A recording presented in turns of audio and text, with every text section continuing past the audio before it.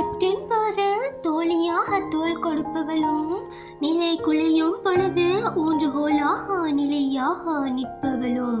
துன்பத்தின் போது தோழியாக தோள் கொடுப்பவளும், நிலை குலையும் பொழுது ஊன்றுகோலாக நிலையாக நிற்பவளும். எம் வாழ்வில் தடுமாறும் பொழுது தடமாக மாறுபவளும், தடைகள் வரும் பொழுது தகர்த்தெறிய வழிகாட்டியாக இருப்பவளும்.